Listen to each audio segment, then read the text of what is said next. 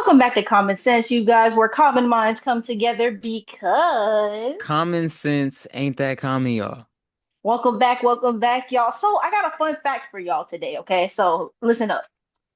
The last time DC and Marvel released a film at the same time was The Avengers Endgame and Shazam back in 2019. Little did we know that 5 plus years later, we would get another somewhat double release of the Fantastic Four First Steps and Superman, two highly anticipated films. But which one made the lasting impression? We're going to find out in this episode. Cue the intro.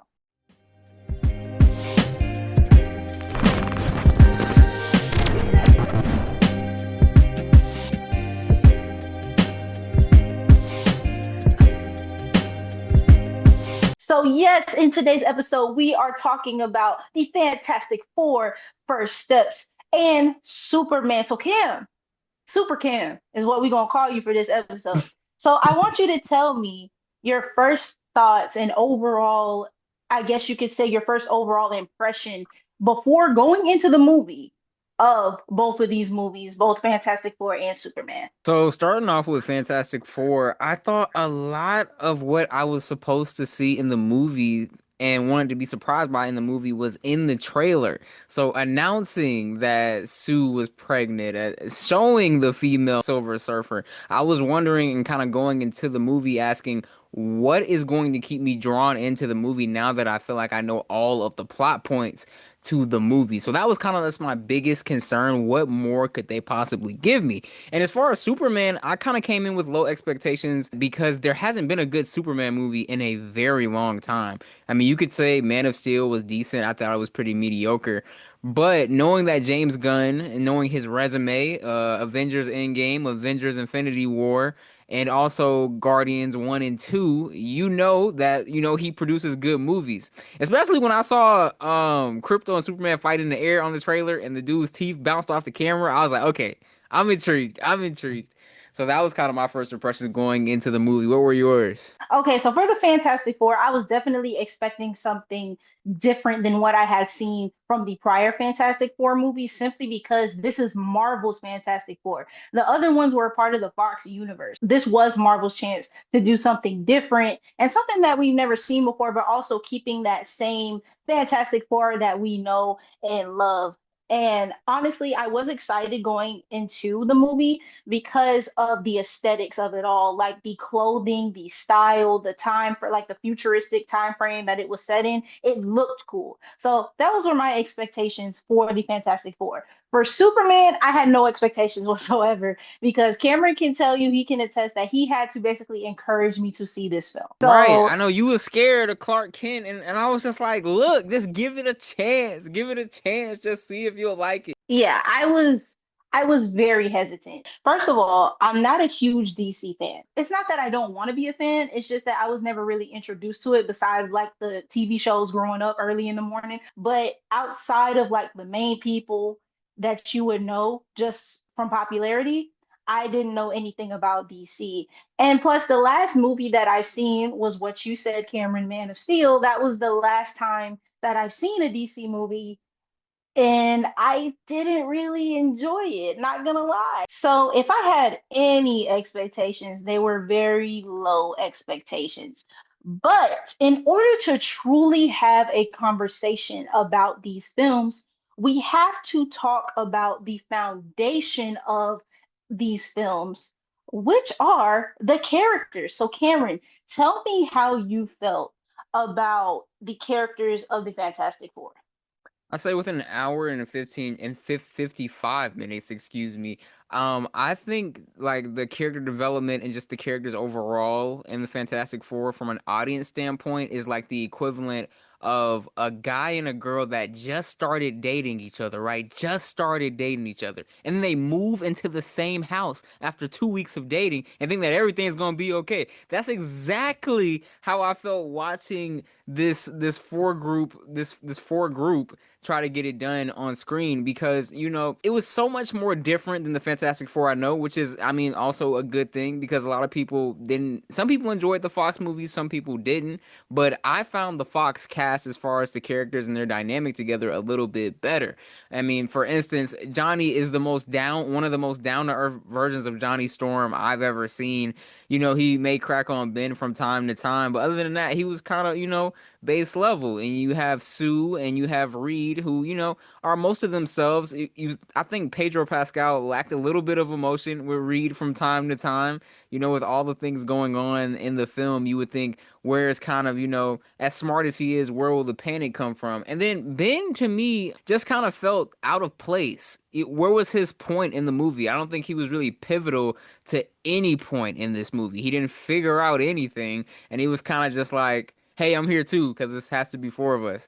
So, it kind of just left you hanging a little bit on just the team dynamic, because everything kind of happened so fast. So I would say that the characters definitely felt dull at some moments. It felt like the goal was to cast popular people as the characters and let that be the draw rather than the actual characters in the story being the draw. And so when I look at each of them individually, Sue, to me, I told you this, that Sue was my MVP of the movie. It seemed like she was the leader at moments in the film, even though we all know that Reed is the leader of the Fantastic Four. Some during that film, you really saw Sue really branch out and really take the reins at times. Now, as far as Johnny Storm goes, I'm not even gonna lie to y'all. I prefer the '05/'08 movies version of Johnny Storm, and I guess you could just bank that on nostalgia or bank that on that's just my personal preference. But I'm not gonna say I did not like this version of Johnny. I do like what he brought to the team, but I think it's just a matter of personal preference. And I agree with you with your sentiments about the thing. I felt like he was just a non-factor in the movie. When I look at them as a group, they didn't really strike me as a family. Of course, we know they're a family because we're familiar with prior source material, but they didn't really give me that feeling. So, but I do think it's important to point out that this is a totally different universe. Like we stated before, this is different from Fox. This is Marvel's Fantastic Four.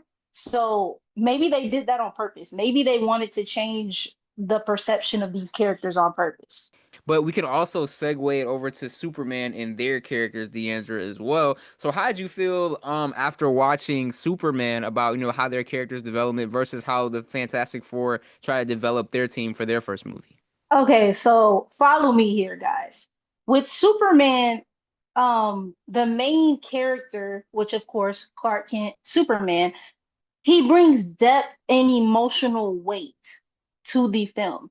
So, like, for example, we have the movie explores themes of what it is like to have the burden of power. We see a metahuman like Superman who has these powers to completely dominate the human race at any given point, but he chooses not to. In fact, he chooses to protect it. And then you think about the fact how he was raised by humans.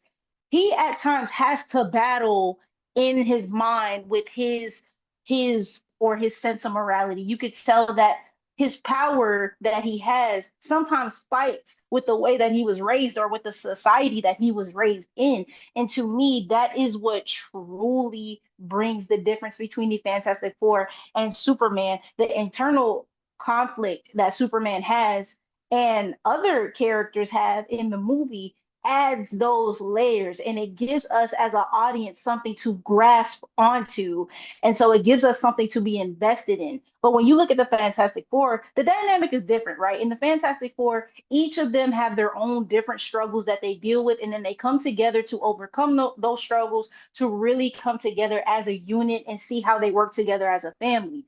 But it seems like a lot of that was not fleshed out in the film, and they just didn't really execute that for me. The teamwork kind of falls on surface level, and the group itself kind of feels like a plot device. Like they're just kind of like a plot device to move the story along rather than the individuals, them being like actual individuals. And so it makes it harder for the audience to connect on a deeper level because we haven't fleshed out those inner desires, the need to change. So when it comes to Superman, the first thing I thought, well, when you're comparing it to Fantastic Four, is I think the performances, the singular performances in Superman from the actors, it's just a bit better than the Fantastic Four. When you look at this Fantastic Four movie, I don't think you can just pinpoint one actor or one thing to be like, oh, he was the outlier. He had a really, really good performance. I think everybody was kind of on the same median level throughout this whole movie. Superman. You can't say that. There were some performances been put on. I think David Cornsweet will be the most memorable Superman after Christopher Reeves, RIP, because he really embodied what Superman was, and with the help of James Gunn, he was able to make Superman relatable, which has never been possible. And it's really, really hard to do. So this godlike metahuman is going through human problems, and he has to find a way to figure it out, and he can't punch his way out of everything. So it kind of builds the character of Clark Kent up to something that we all can relate to. And Lex Luthor almost steals the show. He hates Superman so much in this movie that it's inspiring. It is inspiring the hate he has for him. And I think your antagonist is so important because he also builds the other side of the world that's happening in the movie. You know, your protagonist has a side and your antagonist has his side. And I think Lex builds it so well that when they finally do clash, it's the perfect mesh of things. And his ideology makes sense. If there is a God amongst humans, that's problematic for humans for obvious reasons. And so I just enjoyed the way how the protagonist and antagonist um meshed really well, and the side characters that also filled in, like Mr. Terrific and Lois Lane, guys like that, you know what I'm saying? And Guy Gardner, who was pretty funny in this movie as well. So I just like a little bit more of how the characters kind of set the tone early and continue to expand as the movie went on. I completely agree. So now that we have discussed the characters and how they help build the story, we got to talk about the story itself, right? So, in my opinion, when it comes to the plot of the Fantastic Four, the story felt safe, right? It wasn't bad by any means, but it also wasn't anything special that made me feel like it was my favorite Marvel movie or something that gave me the chills when I walked out of the theater or made me feel like I wanted to be a part of the Fantastic Four. What's ironic is that this film is called First Steps, but they leave out the first steps in the actual film. We are kind of dropped into this world where we see this family that is already formed. And again, this is a new, completely new family. They're kind of expecting us to just accept the fact that they're a family because they show us this montage in the beginning, right? And so I'm not saying that we need to go through every single little detail of the origin because everyone basically knows the basis of it at some point. But the lack of a proper setup made the story feel rushed. And then the pieces of the story that actually could have gave the story some pop and could have gave it a wow factor was spoiled in the trailers, like you said, Cameron. You know, as I was thinking about what I was gonna say for this, I'm sorry, Dragon Ball Z fans, but y'all gonna catch some more flack. Marvel thinks that we're Dragon Ball Z fans because they will just slap on a very well-known team, whether it's, you know, the Guardians. They do sometimes late. They're trying to have a new Avengers now, and now the Fantastic Four. And they'll just go off of face value. Like, yes, let's throw Deadpool, Wolverine in a movie. They're gonna love that, no matter what the story is like. And you can see by the way they put this story together that they're already banking on you knowing who the Fantastic Four are. You already know so much about this team that they don't even feel like they need to explain or go deeper into any of their personal relationships. We're kind of just thrusted straight into the movie with this Fantastic Four. And although I know of the Fantastic Four, I've read some of the comics. Of course, I've seen the Fox movies, so I'm very familiar with the group. But why do I care about this for? That's kind of the thing that bothered me the entire movie. I didn't care about any one of them. And I think it comes down to there was never a reason for me to care. Like I didn't when they were going through adversity, it was like I don't know these people. who am I really rooting for in this movie? And they're not from Earth 616, where they made that very apparent. So how does this even flow into the cinematic universe where everything's flowing together?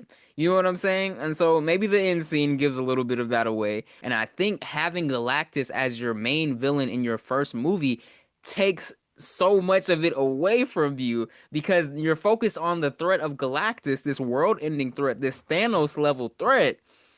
But your characters have no development. They're just fighting to fight. And it kind of leaves the audience, again, if you don't know of the Fantastic Four as much and you don't know of Galactus, it's kind of just like, what is really happening? I just kind of have these questions and although I know the answers from reading comics and knowing the story, I think the casual viewer, it's kind of like, I, I don't really know what's going on right now. Absolutely, absolutely. I agree with every little thing that you said, and you made a really great point, which is why when it comes to the film of Superman, it's so different because Superman, much like Fantastic Four, has been something that has been done multiple times, right?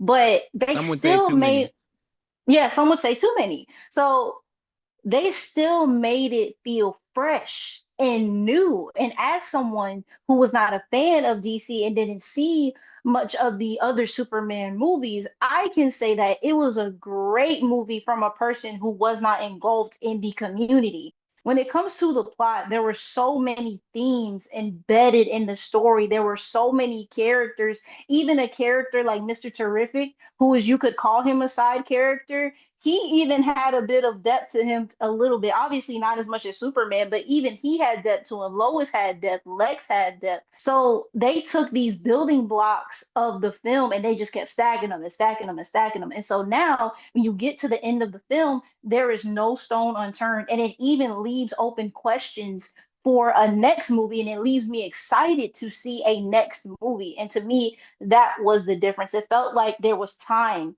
taken in consideration put into this film. And I know my Fantastic Four and Marvel supporters gonna be like, well, Cam, Superman started off the same way. They give a quick monologue about how he came to Earth and what he's doing now until his first loss. Yeah, they did. And I had the exact same question on my mind while watching the film. How are they gonna make me care about Superman? Well, unlike the Fantastic Four, Superman in the next 40 minutes showed me exactly why I'm supposed to care about Clark Kent and Superman as far as their universe goes, as he has those conversations with Lois Lane about whether he should have stopped the war in Baravia or whether he shouldn't have. And it kind of dials the question of if you have the power to do something, does it mean that you have the authority to?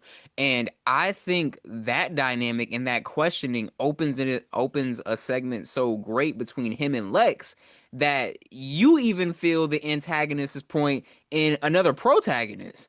And I think it definitely trying to pushes the margin a little bit. We saw the animated show Invincible do this as well. Whereas, what's the morality of a superhero that can in any instant kill thousands of people? And you kind of get those feelings. And another thing that separates this movie from Fantastic Four is the moments.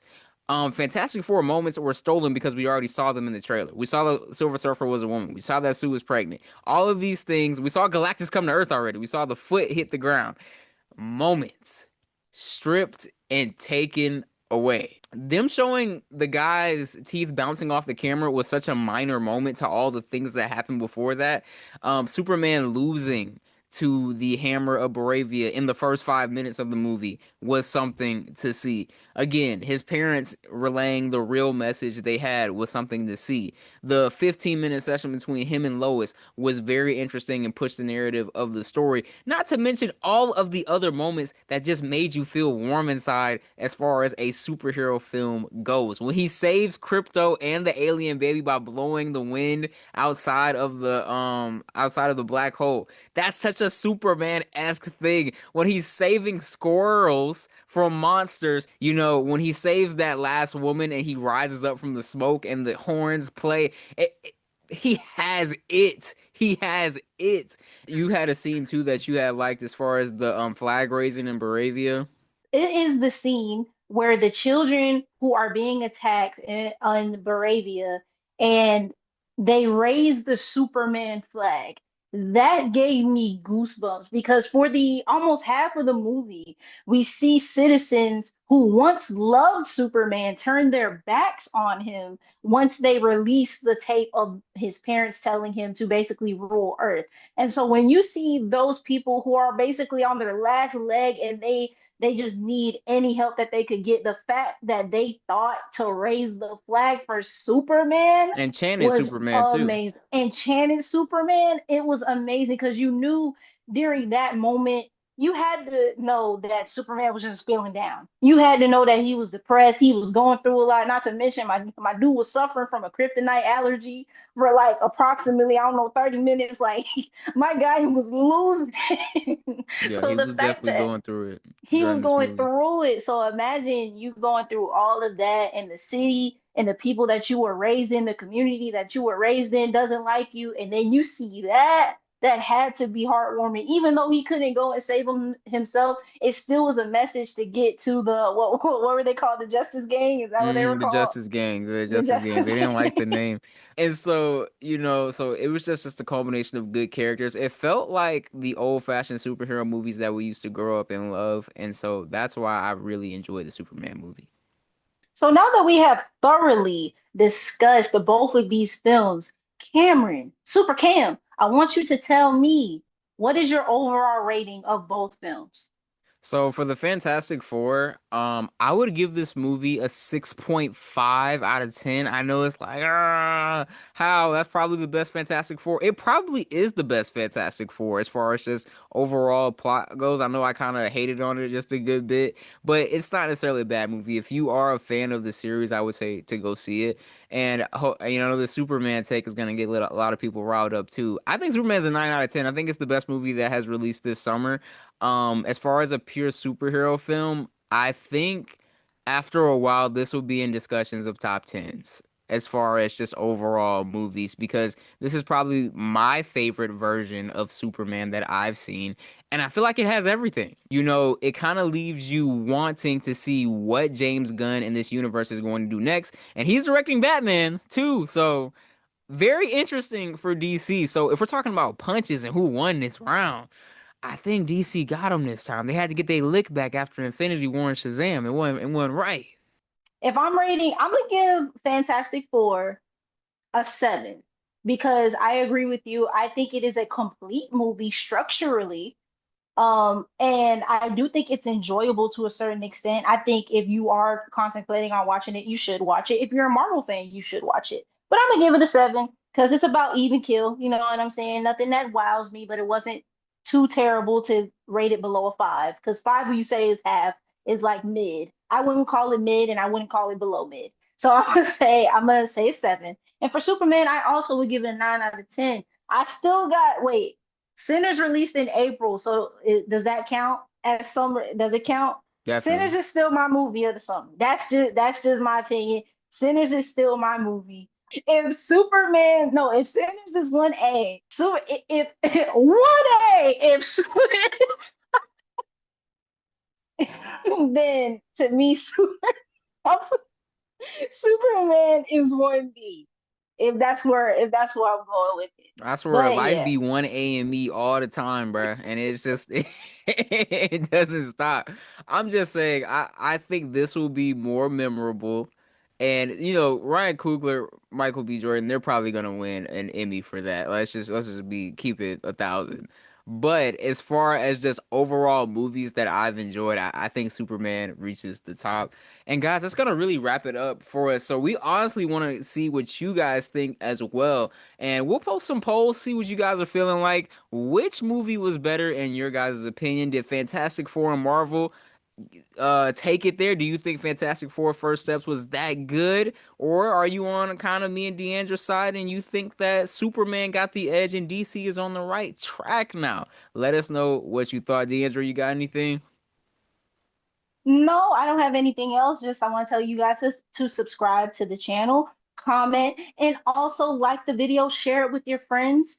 And that's going to be it for this episode of Common Sense. We'll see y'all next time.